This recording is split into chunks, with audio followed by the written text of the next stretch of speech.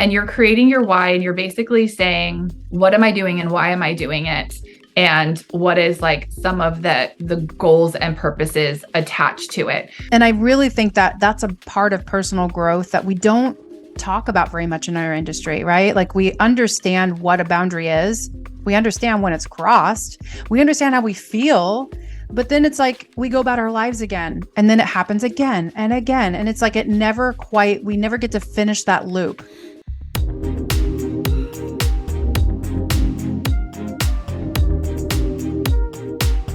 Welcome back, my friends, to the Successful Stylist Academy podcast. I'm your host, Ambrosia Carey. I'm hanging out with Drea today. We're going to be talking about creating boundaries around people pleasing. What a topic these days, my goodness. This is actually a question that came from our group coaching container, Successful Hairstylist. This is something we offer twice a year. We are opening the questions up to you guys. So we're actually going to be asking questions in the newsletter if you're a part of that. And we would love to get some interaction from our own community. So these questions are coming directly from our community, guys. And this question came up several times about not just boundaries, but people pleasing in general, since we as a community love to please all of our clients, right? And it's good to do that, but we want to make sure that we create some boundaries around it. So we're going to give you guys some tangible tips, some steps that have helped us through our 24 plus years in the industry. And also just as a relatability factor, that this is something that's always evolving. And as a salon, we just want to be able to provide the best services to our clients. And this is part of it. By us creating that boundary for ourselves, we are able to take care of our clients in the best way possible. So Drea, how's it going? Why don't you go ahead and kick this off with this lovely topic on boundaries, since this is something that you really specialize in? I would love to. Yeah, this one hits a little different for me, you guys, because it is very personal. I struggle with codependency, and I have been on this journey for a really long time. And I think perfectionism, people pleasing, showing up, whether it aligns with me or not, whether it exhausts me, making anyone my person, if I want to get personal about relationships, like these are all things that have been a part of my story. And so I really feel like these are, as creatives and being in an industry where our job is serving people and really loving what we do, like we don't usually just punch a clock. And to be in this industry, you didn't just probably fall into it. Like you chose it. You might have chose it over going to college, or going to college and then choosing to do it aside from the profession that you had planned on. So this is something that I feel like we very easily within our industry can fall into. So with that said, my first thing that I want to say is create your why and revisit it often. And your why is your purpose. It's the reason why you're doing what you're doing, and it aligns with who you are, what you believe, your core values, the way that you think about yourself, your work, other people. And this is something, and I mean, I am going to do a little shameless plug here, but I'm going to do it because it's like, I am so passionate about this. And I think it is so important, and we skip over it and we get lost and we get excited and we get distracted. And then we don't have anything to go back to that gives us like that firm foundation. And we kind of just get lost in the sauce, as we like to say. So creating your why is actually something we do and take you through step by step so that you can create that in a really solid, successful way with our coaching with Successful Stylist Academy. But creating your why, to simplify it, if this is something that you want to do, I would do it on a larger scale once a year. And then I would do it on a very, very small scale every time you pick up something new, like a new passion project, a new process in the salon that you're doing. And you're creating your why, and you're basically saying, what am I doing and why am I doing it? And what is like some of the goals and purposes attached to it. When you do this and you think it through, whether that starts with brainstorming or word association or mind mapping, and then you make it plain and give it permission to actually exist the way that you choose for it to in the world, what that means is writing it down. you write down what your why is and you make it accessible, whether you have that in your notes in your phone, whether you have it in a journal that you carry around with you, or you have it in the salon, or you have it at home. And the reason you want to do that is because the second part is to revisit that why often. It makes it really easy for our yes to be our yes and our no to be our no. So if I get excited and someone asks me to do something or be a part of something that might sound great, I go back to my why and I'm like, is this going to drain my energy? Is this going to take me so far out of my budget that I can't reach my goals? Is this something that sounds really, really fun, but it has nothing to do with my brand or my goals or, what it is that I'm trying to place into the world? And then I just get to say no. And then, yes, you get the confirmation that you need. And we need that confirmation sometimes to make sure that we're staying on track and we're being true to ourselves. So that is my kind of first and biggest tip. I think everything starts from there for so many things, but including kind of staying away from falling into people pleasing. How about you, Ambrosia? Yeah, this is a heavy topic. I feel like this is something that you almost kind of have to uncover, unpack, unfoil, whatever word you want to use, that you have to open up. It's like the whole thing with Shrek, right? Like peeling those layers of an onion. I feel like when you are questioning where your purpose or your why comes from, it's such a heavy conversation because there is a lot to get down to the core of. And a lot of times I feel like if it makes you emotional and it struck a chord with you, then you're probably getting closer to it. So your purpose is not like, I just love taking care of people. No, it's, well, why do you like taking care of people? Well, because I have always been a nurturer. Well, why have you been a nurturer? Because I didn't get a lot of nurturing when I was younger, and I really wish I could have had that from my mom. Why do you feel like you didn't get that? So those are questions I want you to kind of dig it down into, and that's a lot to talk about. And I don't know what time of day you're listening to this right now, but no matter what time of day, it's a lot to talk about, right? So I would start with self-reflection. Self-reflection helps you identify your patterns and triggers. Really, it helps you figure out what your underlying motivators are. Like, it doesn't necessarily have to be something that upsets you or makes you sad or triggers like a traumatic situation that happened to you in your childhood. We don't need to go that deep into it, but you really need to identify what are your motivators. Then when you figure that out, now you need to start to create verbiage around how you're going to say no.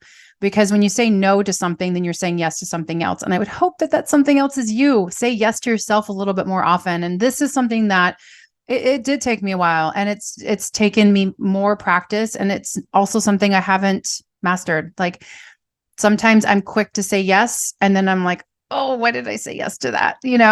So it's really good to pause for a moment before you say yes to something. And then the more important thing is like figuring out, how can you say no without feeling guilty about it? Clearly define those limits that you are comfortable with. Like, start to create that dream scenario for yourself, and like, what's the best way possible that it could work for you and the other. And then I really want you to start figuring out where your priorities are. So sometimes it's easy when you're in people pleasing mode to forget all of those things because you have this programmed thing inside of you. Your brain has been functioning this way, and we naturally gravitate toward this people pleasing mode for a reason.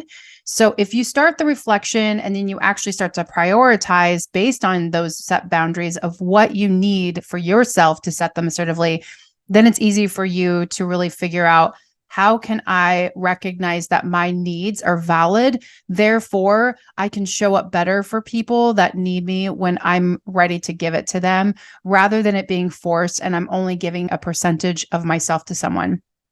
And then I will also add something that I had a hard time with, and I still have a hard time with, and that's practicing self-care.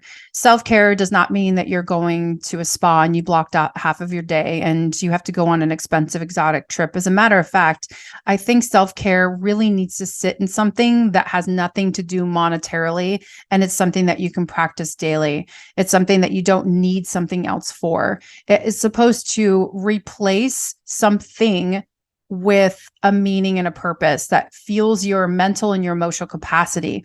And this is something Yeah. that reinforces your priorities too, honestly. It's something that's like, think of a recycle symbol.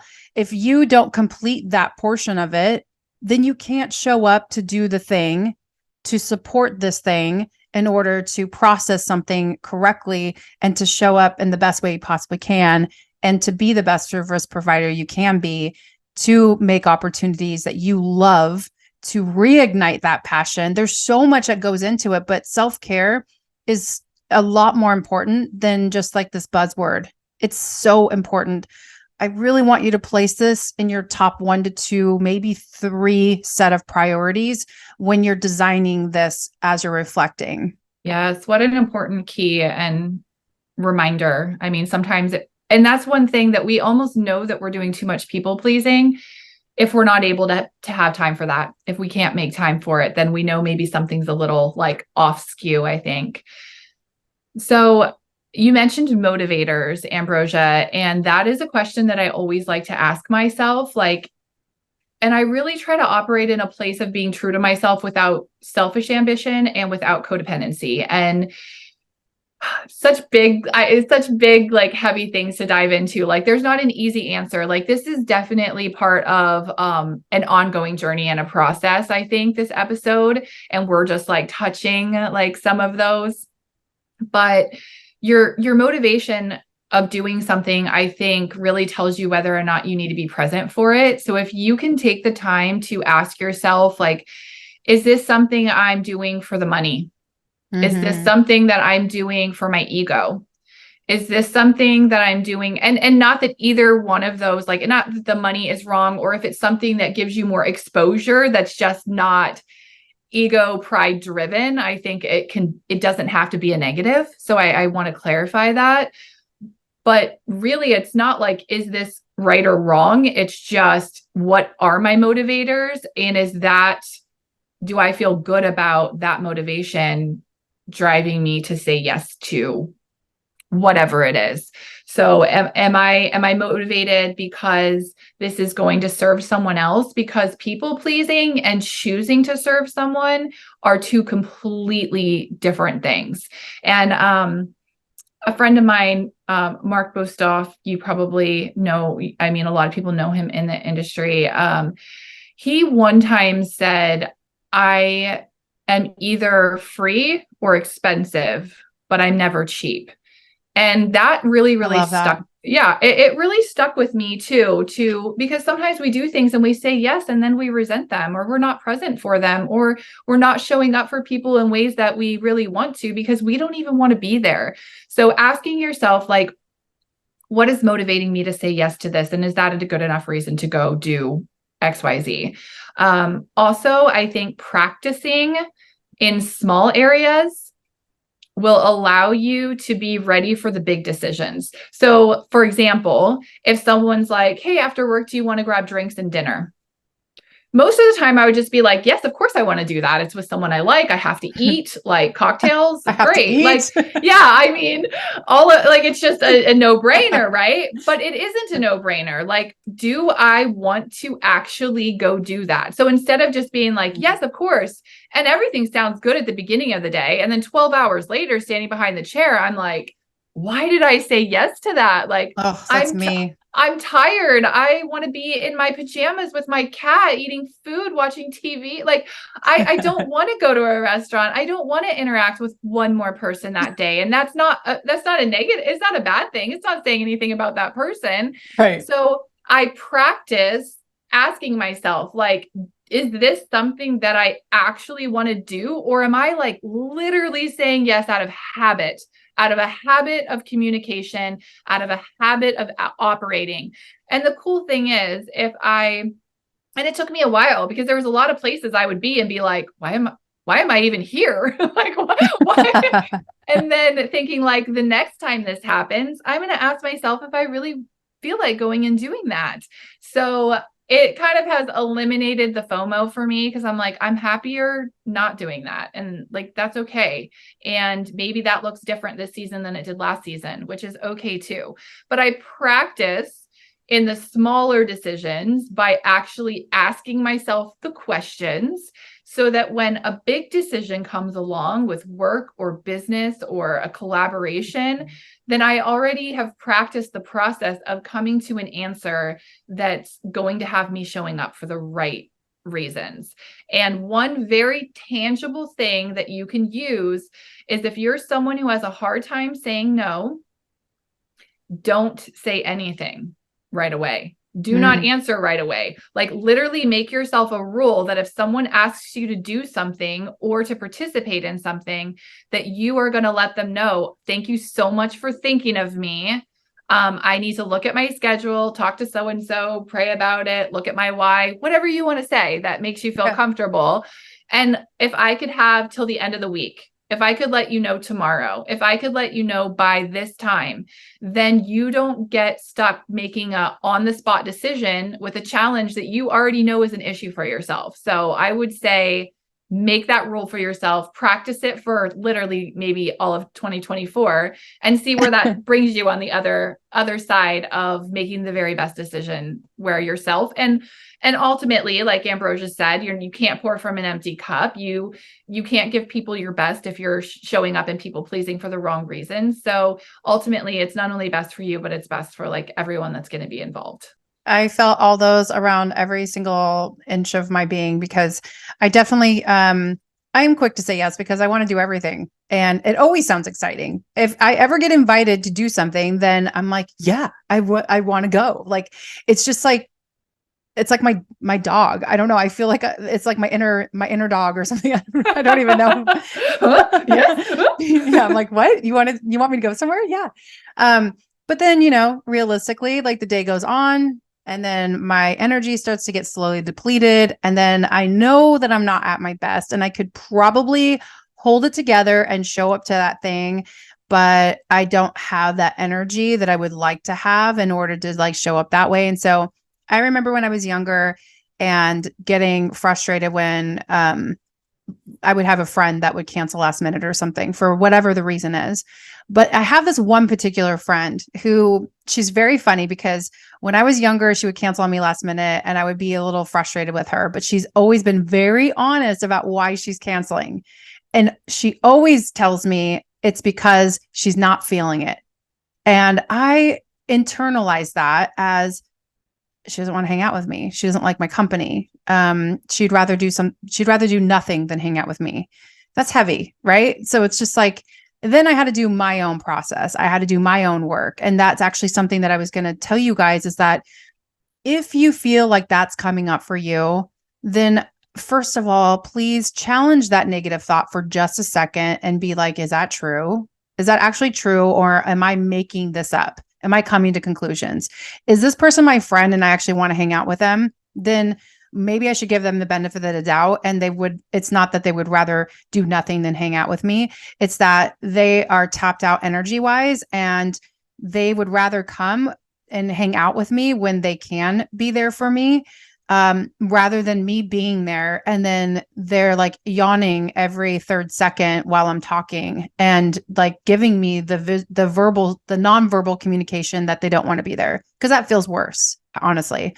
So when you have those negative thoughts that enter your mind, what has really helped me is to be really realistic about how positive I can spin that, because this is for me. It's for no one else. And so when you're hearing this, I want you to remind yourself, like, you're doing this for you. You're doing this because you made up that thought. Now you have to battle, cancel, and replace it with something else. That's the only way that you can change this narrative. So learning to tolerate that discomfort for just a moment, and it doesn't take long. And I promise the more you do it, the shorter that distance of discomfort becomes, until naturally it just becomes you. And you're able to actually uphold your own boundaries, because this still is in the same thing. Boundaries have to do with our own discomfort, with the script that has been written in our brain, the way that we tug at this emotional traumas that have happened in our life. And that's a reason why, when it comes to specific boundaries, we waver one way or another, because it scratches at that surface that we can't quite can't quite reach it. And so because it hits us in an emotional chord, we automatically want to please that person because of whatever a previous trauma happened in our life or something that was discomfort that brought us discomfort. So discomfort is a part of life and we need to feel it. We need to feel it because that allows us to be better for the next person, for the next time, for ourselves, for our future, for our longevity, for being a better provider, being a better business person. And I really think that that's a part of personal growth that we don't talk about very much in our industry, right? Like we understand what a boundary is. We understand when it's crossed. We understand how we feel. But then it's like we go about our lives again, and then it happens again and again. And it's like we never get to finish that loop. So it's hard to do on your own, right? Like either you get there in 10, 15, 20 years, however long it takes you to get there on your own, where you're like, crap, that happened again. I guess I got to do things differently. And then, oh, shoot, I feel this is happening again. And, or you seek the support. I mean, that is what we do here, guys. Like we inside of our group coaching, like not to plug it or anything, but I am plugging it for a reason because that is a majority of what we talk about. How do you rewrite this where it makes sense for you and your business so that you can elevate yourself in your life, elevate your business while you're doing it, continue to grow and feel really good about it, and you actually get to see the fruits of your labor. You get to see the reward on the other side, right? So when you seek support, you're hanging out with people that have either been there or they're also going through it. And we all hold each other accountable. This isn't something you master. Nobody masters this. If you did, then you're no longer human on the planet. So this is something that we're all very passionate about, but we also want to hold ourselves accountable. We would rather sit in the discomfort and learn and grow than pass over it and then just hit it over and over again, because then we don't get to grow. And that doesn't feel good. And then we blame it on the other thing. And then we find ourselves into a new situation and, oh my gosh, it's chasing me because now I have it in this situation too. So let's stop that narrative. Let's stop that. And let's get to greatness on the other side, And so by developing those skills, it's just a matter of like working on that narrative, turning it around, and then now you get new results out of it. How amazing is that? So that's my piece right now. I know I went on a tangent there a second, but I'm going to pass it back to you, Drea. It was a good one. It was a good tangent. So good. I feel all of that. And I love that you kind of shared the flip side of this, like how you feel and how we feel when we're the ones that are being said no to, or something is being changed, because I think it is really a full circle experience. And the more facets of it that we can, have awareness around and put some practices into, the stronger that we're going to be through this entire process, and the more empathetic that we're going to be able to be, and the more we're going to be able to not only keep our own healthy boundaries, but we're also going to not take things so personal, because just gosh, being in the flesh, man, we're selfish sometimes. And it's really hard when we have those little feelings that aren't always good to us, that we tend to want to make it about ourselves, and it isn't always. And the other side of that is we make it about other people too much, but not in ways that honor them or honor us. So my last thing is kind of right along the lines of your self-reflection that you had mentioned in the beginning. And that's just continue on the journey of getting to know yourself, because I want to give you guys a few questions. So if this is something you can come back to, or you can if you're somewhere you can push pause, maybe. I hope that these will be valuable to you as prompts. So within people pleasing, or your yes being your yes and your no being your no, which is so challenging, ask yourself, do I want to do this? Like, do I even want to do this? Why am I doing this? Does this align with my why? Is this healthy for me? is this the best way to spend my time, my energy, and my expertise? And lastly, does this bring out the best in me and in others? Because I think when we show up in ways that do not align with our why, with our purpose, they don't align with our core values. It's super, super exhausting. And as I get older, it's more exhausting. And the second thing is it triggers insecurities. Usually if we're people pleasing, we are triggered by an insecurity and we're trying to receive something that sets us up for an unrealistic expectation, which a lot of times is going to lead to disappointment. So showing up for others in ways that do not align with us are always going to leave us with trying to prove ourselves. And it puts us under the pressure of an expectation. And that expectation can be something that we have put on ourselves or something that someone else is either putting on us or from, as you mentioned, Ambrosia, just that past trauma. And when we do that, we're always going to be operating outside of purpose, which is never going to feel good. And so don't do it. No, I wish it was that easy.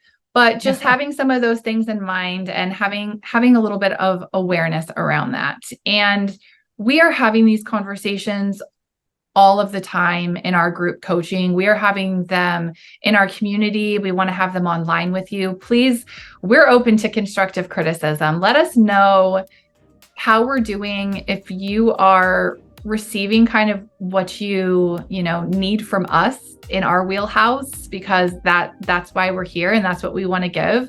So please visit us online, get some more information. If this is something that is moving you forward, we would love for you to sign up for the wait list and get involved in one of our group coaching sessions so we can dive into this even deeper with you. And ultimately, we want to continue to invite you to join us to dream big, set goals, and take action. And we're really looking forward to talking with you again next week.